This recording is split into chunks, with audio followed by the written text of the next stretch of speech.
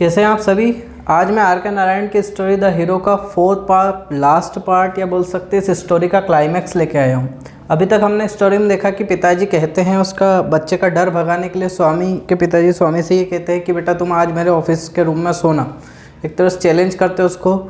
फिर जब वो ऑफिस के रूम में सोता है तो सपने आते हैं उसको, डरता अकेला वहाँ सोया रहता है। तो अचानक उसका नींद खुल जाती है और हमने देखा कि ज़मीन पे कुछ चलता हुआ उसको दिखता है।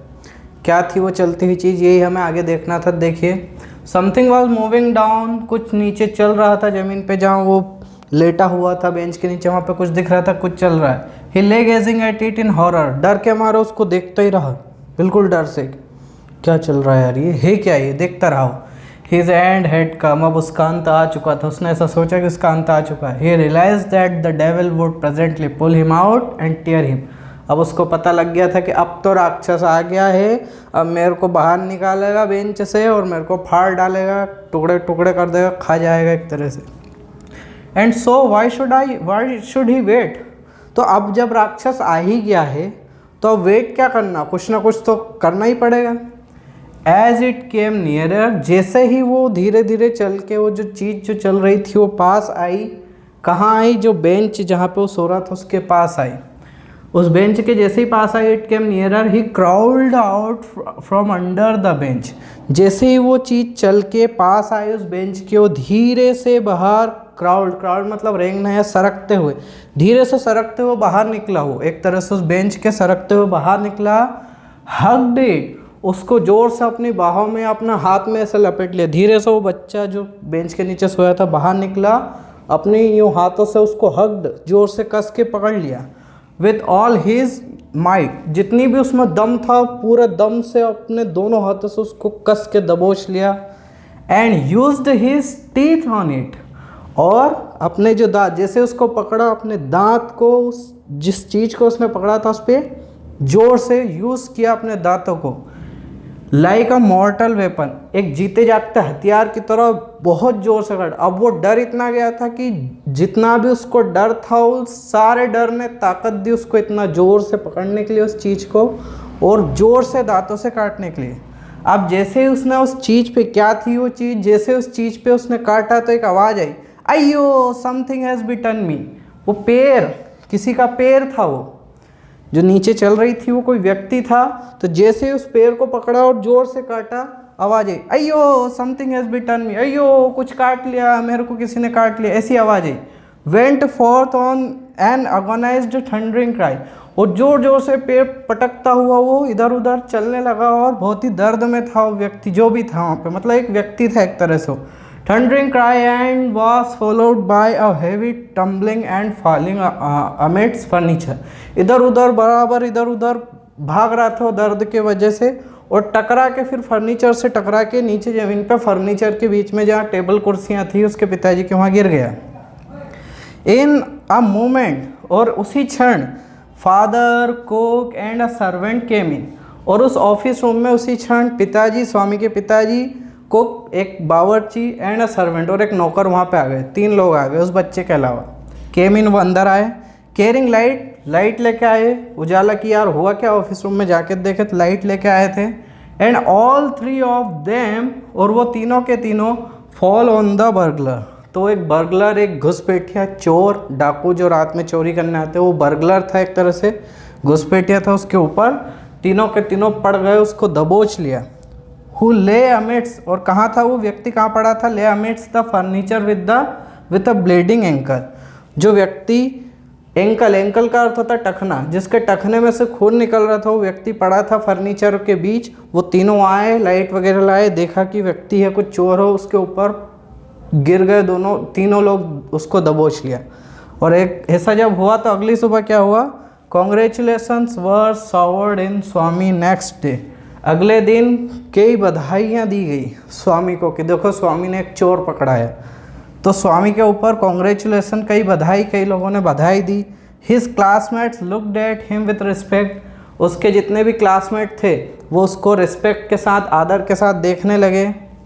And his teachers patted his back, और उसके टीचर ने, उसके शिक्षक ने उसकी पीठ थपथपाई। And the head master said that he was a true scout, और हेडमास्टर ने कहा कि तुम एक सच्चे स्कॉट, स्कॉट मतलब जैसे अभी एनएसएस एनसीसी चलता ना, वो स्कॉट सैनिक टाइप जो एक पहले के ज़माने में चलता था वो, कि तुम सच्चे स्कॉट एक सैनिक हो। Swami had bitten into the flesh, flesh का अर्थ होता मांस, या मांस ही बोलते फ्लैश को।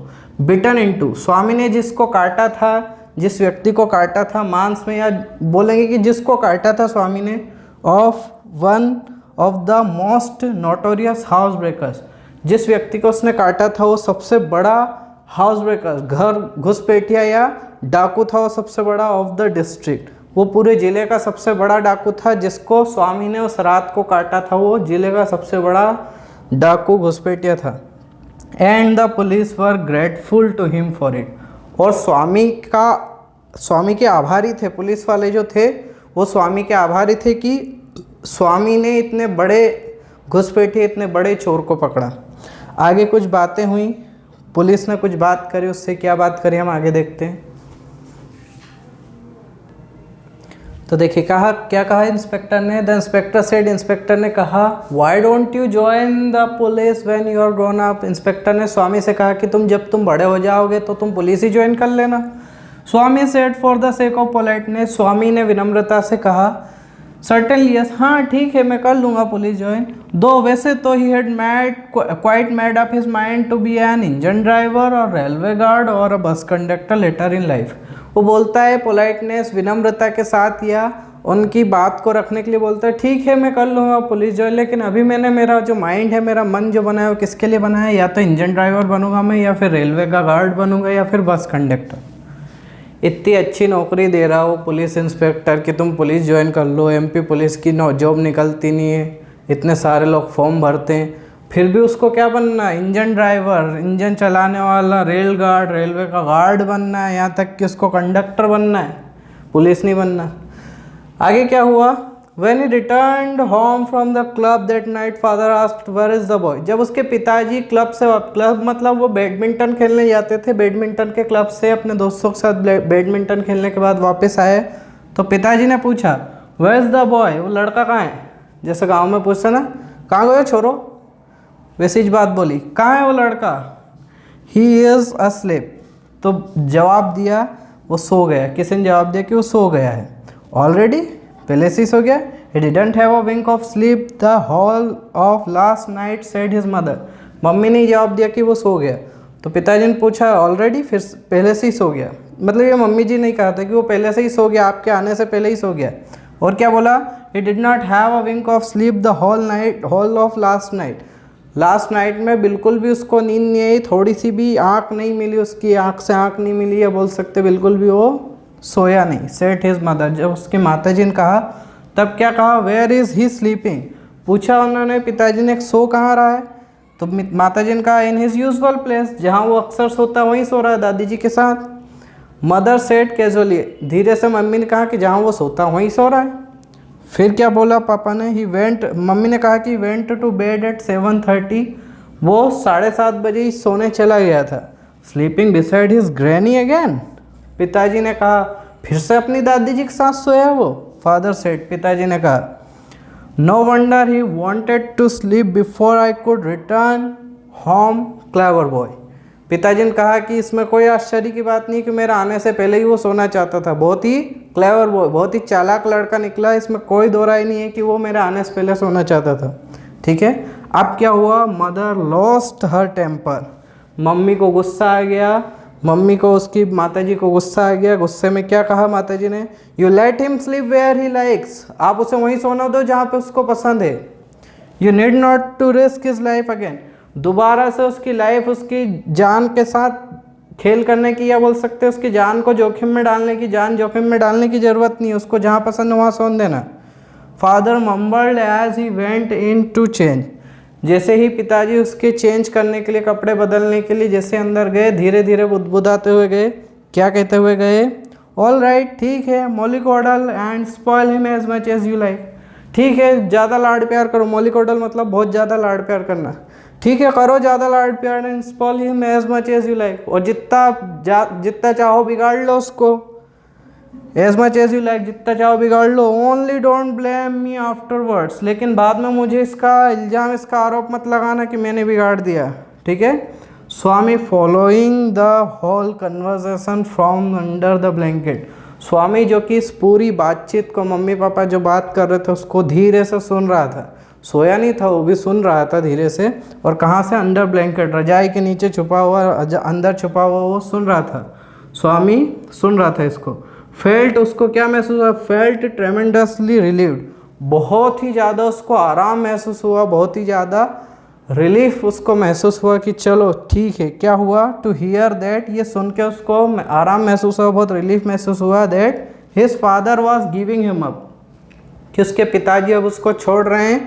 ये जो बात है ऑफिस रूम में सोने की, इस बात को अब वो भूल रहे, उसको छोड़ रहे, उसको छोड़ दिया एक तरह से। इससे उसको बहुत ट्रेमेंडसली रिलीफ, बहुत ज़्यादा शांति मिली एक तरह से। ये स्टोरी कैसी लगी आपको, पसंद आई हो तो इस चैनल को सब्सक्राइब कीजिएगा, लाइक कीजिएगा। ये जो आर के नारायण की स्टोरी है, ये 4th पार्ट मैंने समझाया। अगर इससे पहले के 1st, 2nd और 3rd पार्ट नहीं देखे तो डिस्क्रिप्शन में उसकी लिंक है, देख लीजिएगा। एक छोटी सी मदद मैं आप सभी से चाहता हूँ, रिक्वेस्ट करता हूँ कि अपने जितने भी कॉन्टैक्ट्स हैं व्हाट्सएप पर और जितने भी ग्रुप्स हैं उनमें इस वीडियो के लिंक को शेयर करें, ठीक है। Thank you.